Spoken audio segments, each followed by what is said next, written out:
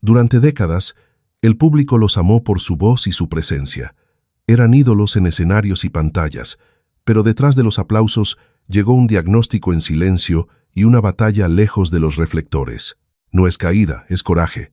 Empecemos con nombres que marcaron generaciones antes de su lucha. Durante generaciones en México, Daniela Romo no fue simplemente una artista exitosa, fue una presencia constante, una voz que definió eras completas de la música, un rostro que dominó el horario estelar de la televisión. Su imagen transmitía estabilidad, disciplina y una elegancia que parecía permanente. Para el público, Daniela representaba la longevidad en una industria que rara vez la permite. Esa certeza se derrumbó en octubre de 2011. Un examen médico de rutina reveló un tumor maligno en uno de sus senos, un diagnóstico que transformó de inmediato la admiración en miedo. En cuestión de semanas, Daniela ingresó a cirugía el 4 de noviembre, iniciando un recorrido médico que pondría a prueba, en silencio, todo lo que creía saber sobre la fortaleza. La operación fue solo el primer paso. La quimioterapia llegó después, sesión tras sesión, cada una arrebatándole energía, cabello y resistencia física. Luego vinieron los tratamientos de radiación, agresivos pero necesarios, quemando para salvar, dejando un agotamiento que ningún calendario de presentaciones había exigido antes.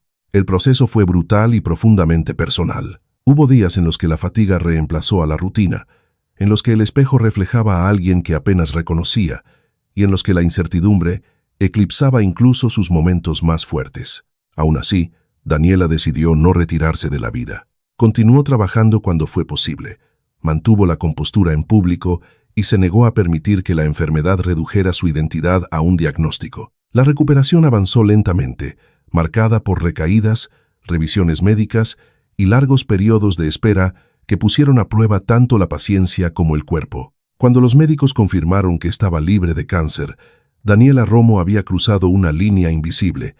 Ya no era solo una cantante y actriz querida, se había convertido en una sobreviviente cuya experiencia trascendía el entretenimiento. En los años siguientes, habló abiertamente sobre la prevención, la detección temprana y el impacto psicológico de enfrentar la mortalidad sin previo aviso. Hoy, en 2025, Daniela se mantiene sana, activa y presente. Su historia perdura no por la tragedia, sino porque redefinió la fortaleza, no como perfección, sino como resistencia, no como silencio, sino como honestidad, no como fama, sino como la capacidad de levantarse cuando los aplausos ya no importan. Durante décadas, Angélica María fue conocida como la novia de México. Su imagen simbolizaba calidez, ternura y una cercanía emocional con el público. A través de la música, el cine y la televisión, se convirtió en parte de la vida cotidiana de millones, una figura asociada con el optimismo y la estabilidad más que con la vulnerabilidad. Pocos imaginaban que detrás de una presencia tan reconfortante, el miedo llegaría algún día de forma tan abrupta. En 1997, su vida cambió sin advertencia. Apenas unos meses después de perder a su madre a causa del cáncer, Angélica recibió su propio diagnóstico: cáncer de mama. El momento intensificó el impacto. El duelo apenas se asentaba cuando los médicos confirmaron un tumor que requería atención inmediata. Por un instante, el pensamiento que cruzó su mente fue devastadoramente simple. ¿Y si mi historia termina igual? El miedo fue real, pesado e imposible de ignorar.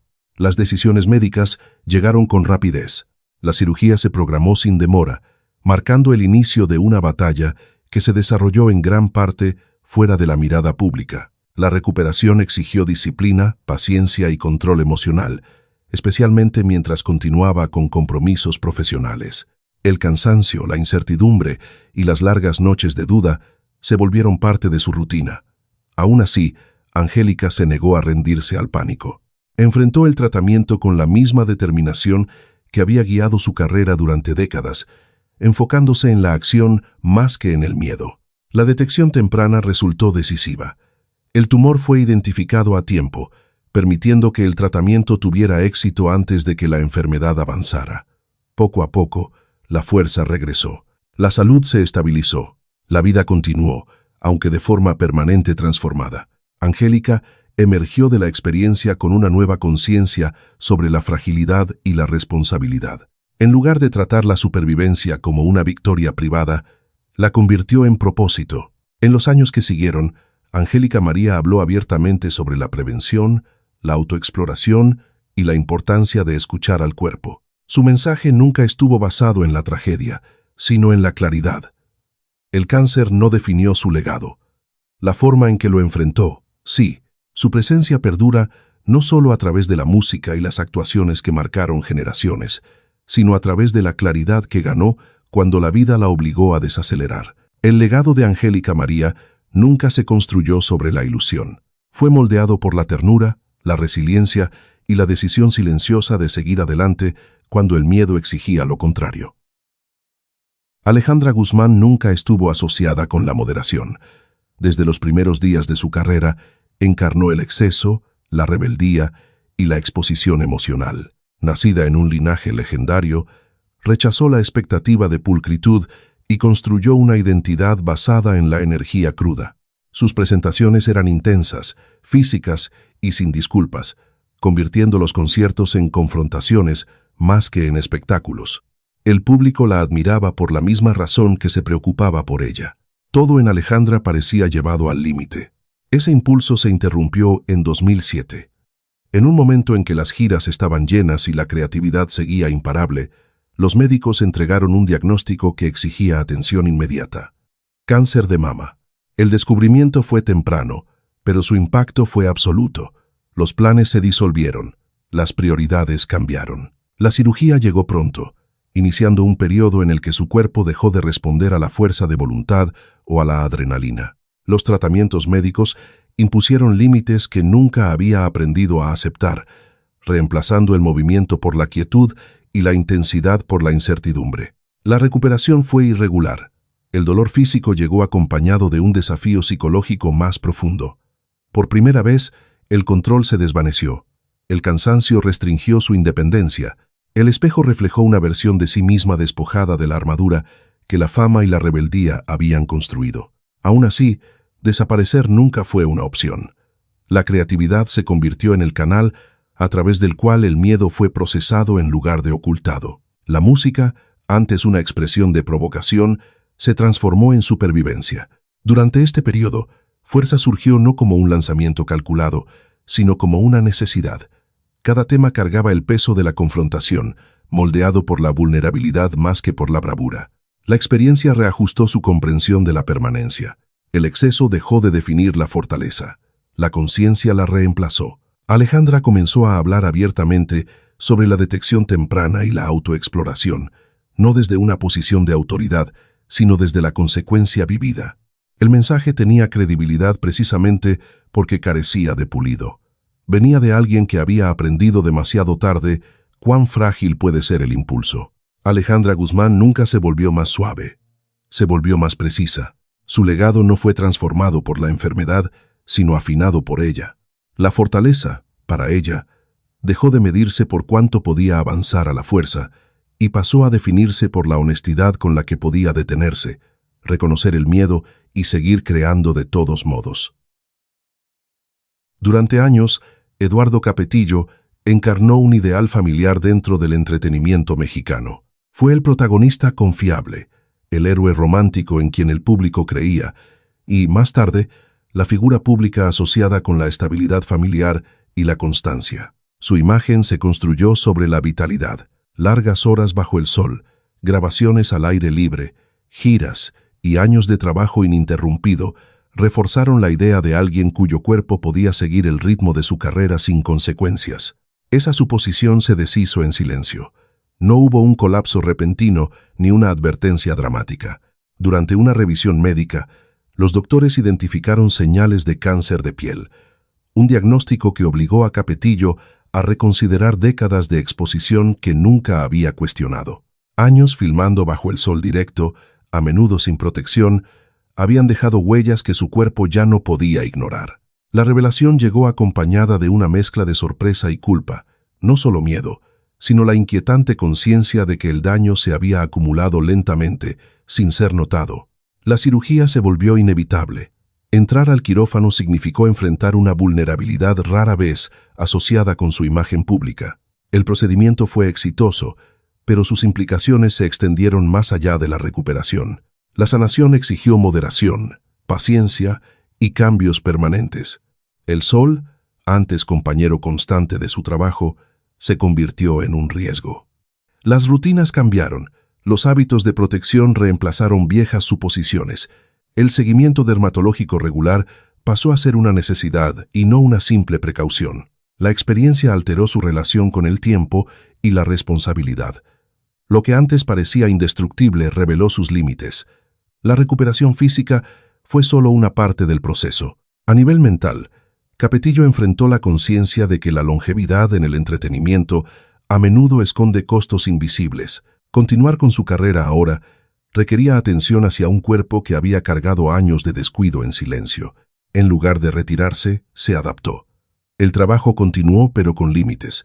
El diagnóstico no redefinió su identidad, pero sí la afinó. Su historia se convirtió en un recordatorio de que la prevención rara vez parece urgente hasta que se ignora durante demasiado tiempo. La fortaleza, en su caso, no se demostró solo a través de la resistencia, sino mediante la decisión de cambiar antes de que las consecuencias fueran irreversibles.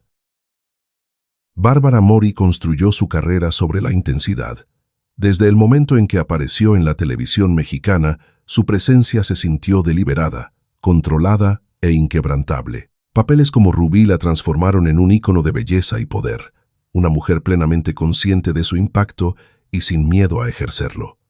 El público la asociaba con dominio, confianza y distancia emocional. La fragilidad no tenía lugar en la narrativa que rodeaba su imagen. Esa certeza se quebró en un espacio muy alejado de cámaras y guiones. Un chequeo médico, rutinario en apariencia pero decisivo en sus consecuencias, detectó una anomalía que requirió estudios adicionales. Lo que siguió fue una secuencia de citas marcada por la espera, el silencio y una inquietud creciente. Cuando los médicos confirmaron cáncer de mama, las palabras llegaron sin dramatismo, pero con una contundencia absoluta. En ese instante, la fama no ofreció protección. El control se desvaneció. El futuro se redujo a decisiones inmediatas. El tratamiento avanzó con rapidez, incluyendo intervención quirúrgica y un proceso de recuperación exigente. El dolor físico fue solo una parte de la experiencia.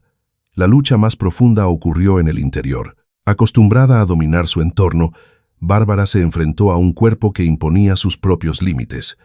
El trabajo se detuvo. La vida pública se replegó. El aislamiento se volvió inevitable. Los espejos reflejaron cambios para los que nunca había ensayado, obligándola a confrontar una identidad más allá de la apariencia o el reconocimiento. Durante ese periodo, el miedo evolucionó. Ya no era solo temor a la enfermedad, sino miedo a la desaparición. La posibilidad de que el impulso, la relevancia y la definición personal se extinguieran pesó con fuerza. La sanación exigió paciencia en lugar de resistencia, entrega en lugar de control. La reflexión reemplazó a la actuación. El silencio se volvió revelador. Lejos de las expectativas públicas, heridas emocionales no resueltas salieron a la superficie, transformando su comprensión de la fortaleza. La supervivencia marcó un punto de inflexión más que un regreso. Cuando Bárbara finalmente habló de su experiencia, rechazó la dramatización. Su mensaje se centró en la conciencia, la prevención y la necesidad de escuchar al cuerpo antes de que la urgencia obligue a hacerlo. La enfermedad no redefinió su carrera, pero sí reordenó sus prioridades. La fama pasó de ser un escudo a un fondo distante. Bárbara Mori emergió distinta, no disminuida. La intensidad que antes impulsaba a sus personajes se dirigió hacia el interior, dando solidez a su presencia con claridad en lugar de fuerza. Su historia recuerda que incluso quienes parecen más controlados son vulnerables a momentos que desmontan certezas, dejando solo lo esencial: la voluntad de continuar cuando el control ya no está garantizado. Gonzalo Vega poseía un tipo de autoridad distinto.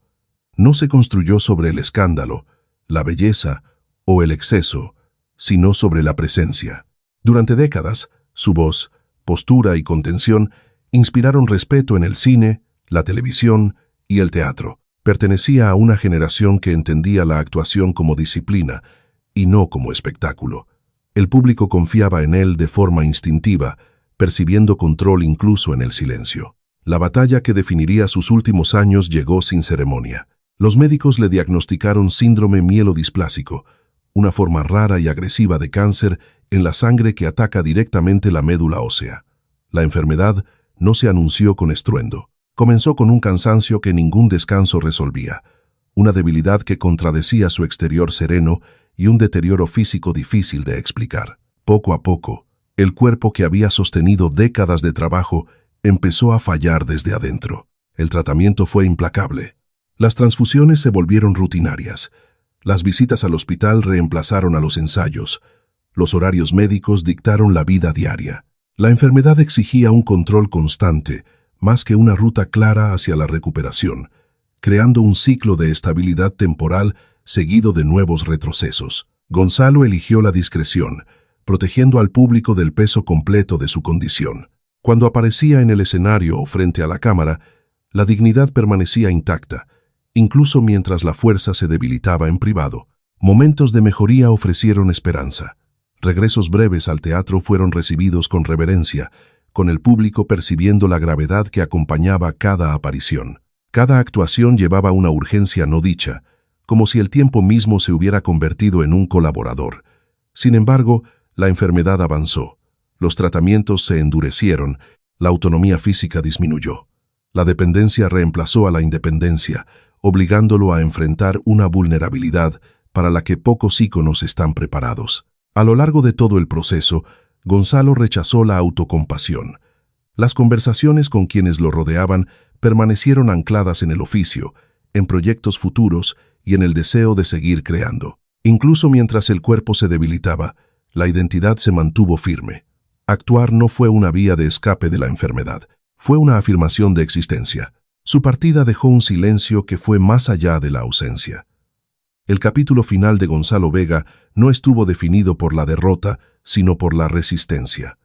El cáncer alteró su cuerpo, no su esencia. Al final, su actuación más poderosa no se dio bajo las luces, sino en la persistencia silenciosa con la que enfrentó el deterioro, preservando la dignidad cuando el control ya no era posible. Durante años, Ximena Pérez fue conocida por el público simplemente como La Choco. En televisión proyectaba seguridad, humor y control. Era pulida sin parecer distante, profesional sin mostrarse inaccesible. Los espectadores confiaban en su presencia porque resultaba familiar, casi doméstica, como si perteneciera al ritmo cotidiano de los hogares mexicanos, más que a un mundo de celebridades inalcanzables. El momento que lo cambió todo llegó en mayo de 2023. Durante una mañana cualquiera, Ximena descubrió una pequeña bolita en su seno. No dolía, no parecía urgente. Como muchas mujeres que equilibran trabajo, familia y cansancio, dudó. Los estudios médicos siguieron, y poco después, una videollamada entregó las palabras que quiebran el tiempo. Cáncer de mama, no en una etapa temprana. Un carcinoma lobulillar invasivo, silencioso, agresivo y ya avanzado. Su respuesta fue inmediata y firme. Ximena eligió el silencio, no como negación, sino como protección. Sus hijos, su familia y su estabilidad emocional fueron la prioridad. Solo un círculo cercano conocía la verdad. La cirugía llegó rápidamente. Una doble mastectomía con reconstrucción inmediata que duró más de 8 horas. La recuperación fue apenas el comienzo. La quimioterapia llegó en oleadas. 4 ciclos del tratamiento más agresivo, seguidos de 12 sesiones adicionales que drenaron su cuerpo mientras transformaban su percepción de la fortaleza. Los cambios físicos se acumularon. El cabello desapareció, las pestañas se perdieron, la energía colapsó. Aún así, Ximena se negó a permitir que la enfermedad desmantelara su identidad.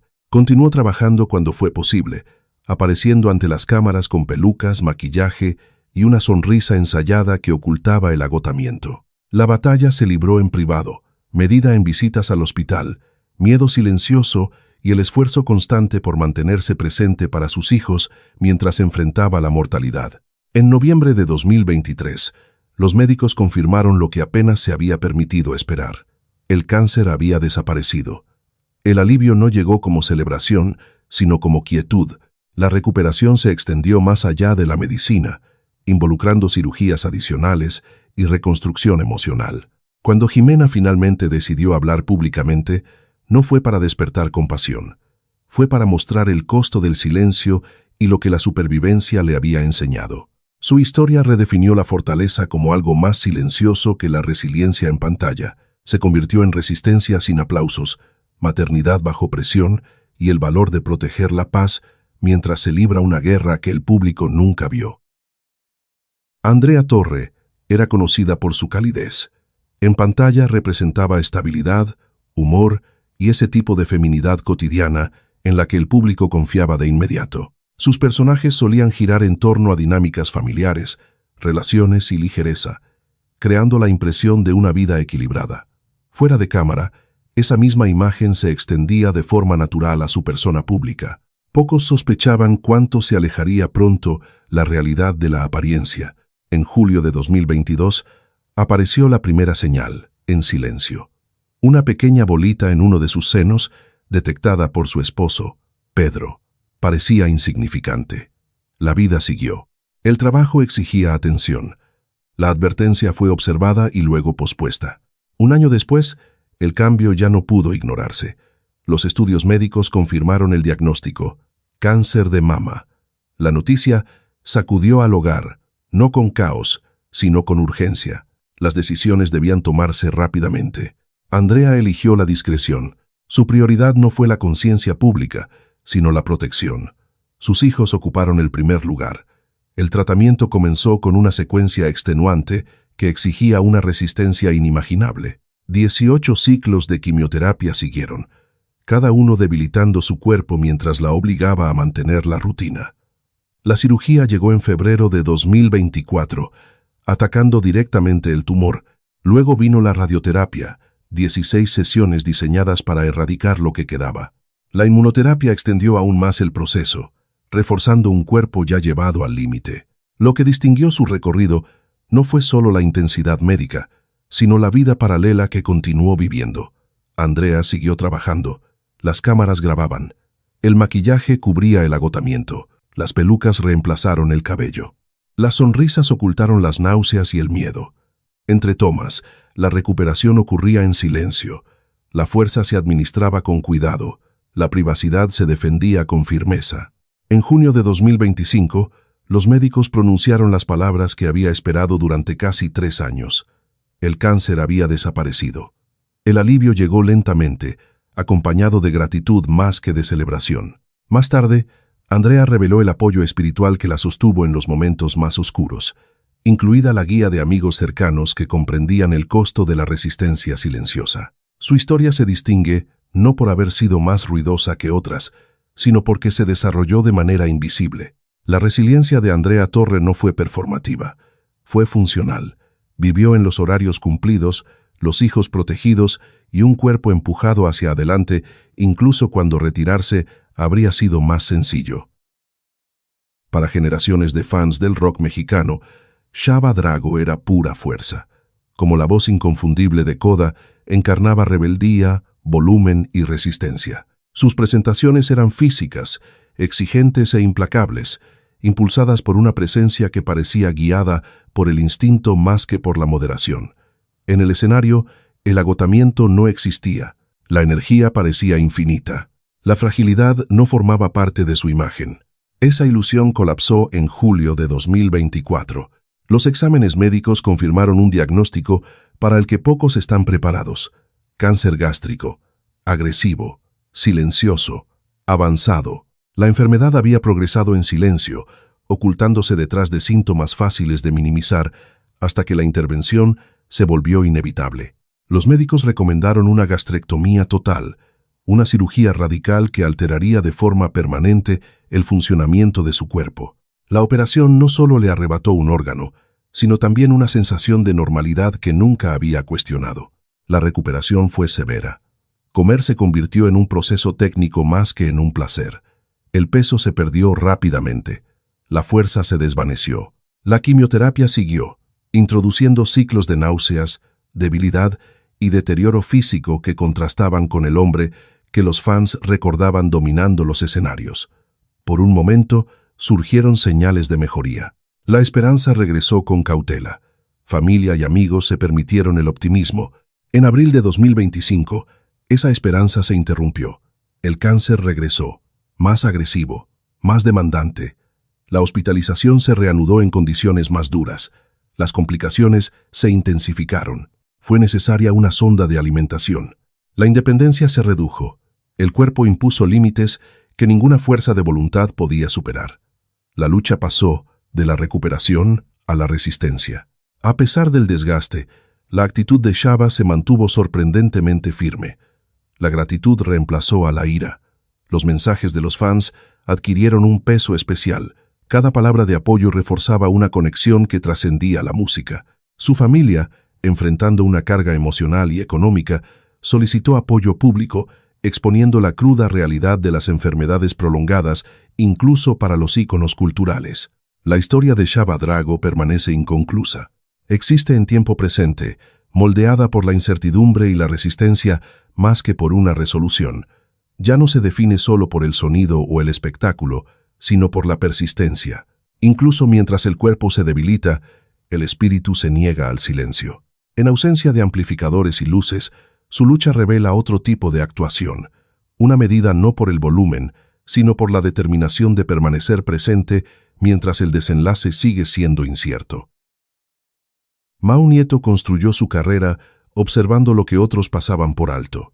Su comedia se alimentaba de pequeños detalles, momentos incómodos y hábitos tan ordinarios que normalmente no se notan. En el escenario nada era demasiado insignificante como para no importar.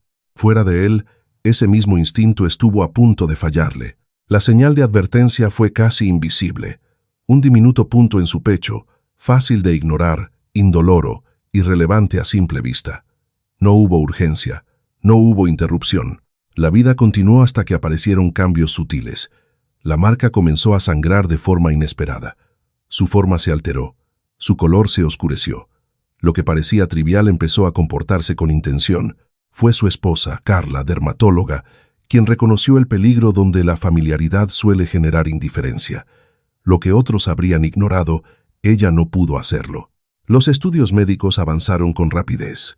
El diagnóstico llegó con precisión clínica: carcinoma vasocelular, común, tratable, peligroso cuando se ignora.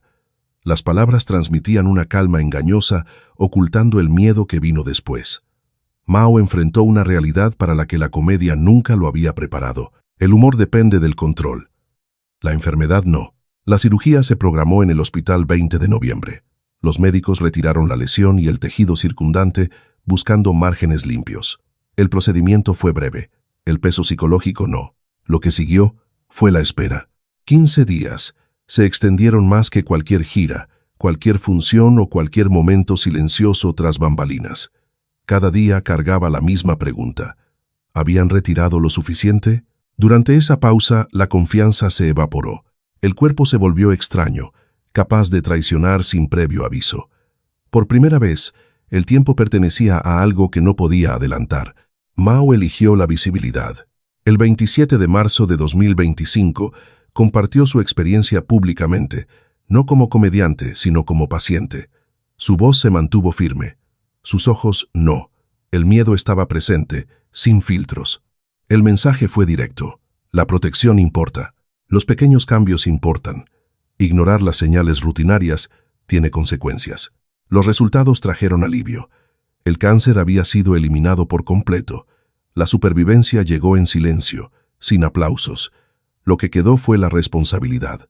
La historia de Mao pasó de ser un susto personal a una advertencia pública. El comediante que antes diseccionaba los hábitos cotidianos, ahora pedía a su audiencia que prestara atención a aquellos que parecen demasiado pequeños como para temerlos. Su experiencia no encierra una gran tragedia. Su fuerza reside en la cercanía. El cáncer no se anunció con estruendo, susurró. Mao Nieto escuchó justo a tiempo, demostrando que la conciencia, y no la valentía, suele decidir quién obtiene una segunda oportunidad. Cuando estas historias se colocan una junto a la otra, el patrón se vuelve imposible de ignorar. La fama no evitó la enfermedad, el talento no la retrasó. La disciplina, el éxito y la admiración pública no ofrecieron protección cuando el cuerpo alcanzó su límite. Detrás de cada rostro familiar existía un sistema frágil sosteniéndolo todo, en silencio e imperfectamente. Algunos eligieron el silencio, otros eligieron la honestidad, algunos sobrevivieron, otros aún luchan. Lo que los une no es la tragedia, sino la exposición. La enfermedad arrancó las ilusiones y dejó solo lo esencial: conciencia, tiempo, presencia. Estas historias nunca tuvieron la intención de provocar miedo. Existen como recordatorios de que la supervivencia a menudo comienza mucho antes del diagnóstico, en momentos que parecen rutinarios, en señales que nos convencemos de ignorar, en decisiones tomadas cuando nadie está mirando. ¿Qué historia se quedó contigo por más tiempo? ¿Y qué recorrido crees que merece una mirada más profunda en un próximo episodio? Si este documental significó algo para ti, considera suscribirte, no por el algoritmo, sino para que estas historias no desaparezcan en el silencio.